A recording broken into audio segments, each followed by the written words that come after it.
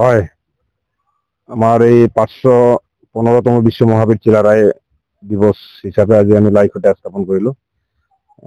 আমাৰ অহা 12 ফেব্ৰুৱাৰীত আমাৰ দিনজোৰা কাৰ্যসূচীৰে আমি বিশ্ব মহাবীৰ চিলাৰায়েৰ জয়ন্তী পালন কৰিম। তো আমাৰ দিনজোৰা কাৰ্যসূচীৰ ভিতৰতে আছে ৰাতিপুৱা ফ্লেগ হোষ্টিং হ'ব, বীৰ চিলাৰায়েৰ প্ৰতিচ্ছবিত আমাৰ মাল্য অৰ্পণ হ'ব, শহীদ বেদীত মাল্য অৰ্পণ হ'ব। তাৰপিছত বৃক্ষৰোপণৰ প্ৰগ্ৰাম আছে, তাৰপিছত সৰু সৰু ল'ৰা ছোৱালীবিলাকক লৈ খেল ধেমালি প্ৰগ্ৰাম আছে, আৰু সন্ধিয়া সাংস্কৃতিক সন্ধিয়া কৰি একদিনীয়া কাৰ্যসূচীৰে আমি বিশ্ব মহাবীৰ চিলাৰায় উদযাপন কৰিবলৈ লৈছো। আমাৰ এইটো আকাশু শ্ৰীৰামপুৰ আঞ্চলিক, জাৰাগুৰি আঞ্চলিক আৰু মাটিয়াপাৰা আঞ্চলিকৰ সহযোগে চেন্ট্ৰাল ভাৱে কেন্দ্ৰীয়ভাৱে আমি উদযাপন কৰি আছো। ৰাইজ আপোনালোকৰ জৰিয়তে ৰাইজলৈ এইখিনি আহ্বান থাকিল আমাৰ, আপোনালোকে বিশ্ব মহাবীৰ চিলাৰায় উদযাপনত আহি দলে বলে সহায় সহযোগিতা কৰিব। মানে জাতি ধৰ্ম বৰ্ণ নিৰ্বিশেষ সকলোৰ প্ৰতি আমাৰ উদযাপন সমিতিৰ আহ্বান থাকিল, অনুৰোধ থাকিল।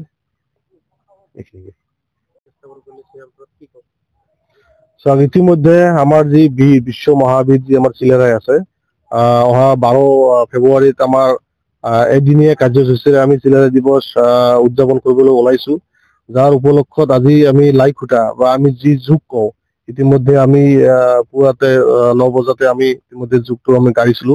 এই শুভক্ষণত মই আপোনালোকৰ মিডিয়াৰ যোগেদি এটা বস্তু ক'ব বিচাৰিছো।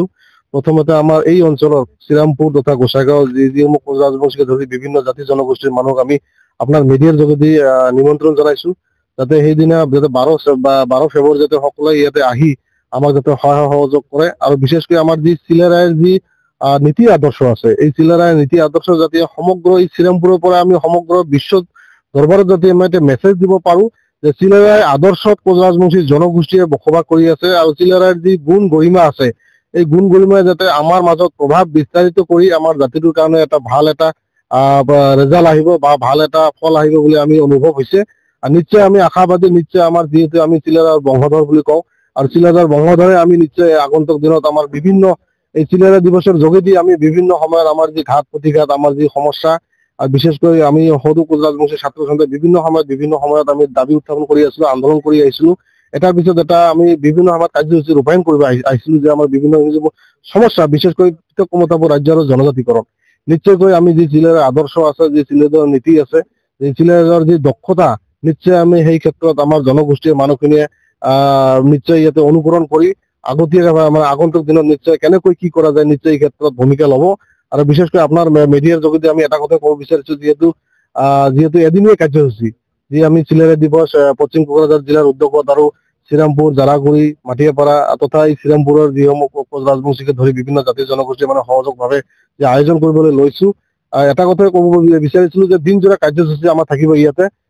পুৱা যি আমাৰ ফ্লেগ হোষ্টিং আছে, তাৰপিছত যি আমাৰ চিলাৰায় প্ৰতিমূৰ্তিত মাল্য অৰ্পণ, বন্তি প্ৰজ্বলন তথা আমাৰ বিভিন্ন খেল ধেমালি, আৰু সৰুকৈ এটা সন্ধিয়া সাংস্কৃতিক যিটো সন্ধিয়া অনুষ্ঠান, এইটো আমি আয়োজন কৰিছো। আমাৰ ইয়াতে ছিংগাৰ থাকিব, সৰু শিশু শিল্পী থাকিব, আৰু আমাৰ যি কমেডিয়ান কিছুমান আমি মাতিছো ৱেষ্ট বেংগলৰ পৰা, কোচ ৰাজবংশী জনগোষ্ঠীয় কমেডিয়ান গ্ৰুপ তথা মিডিয়া পাৰ্টনাৰ আমাৰ লগত থাকিব। নিশ্চয় আমি এটা ভাল পৰিবেশ পাম বুলি আমাৰ অনুভৱ হৈছে, আৰু এইখিনিকে আমি সকলোকে সহায় সহযোগ কৰাৰ কাৰণে আমি আঁতোৰ আবদাৰ জনাইছো।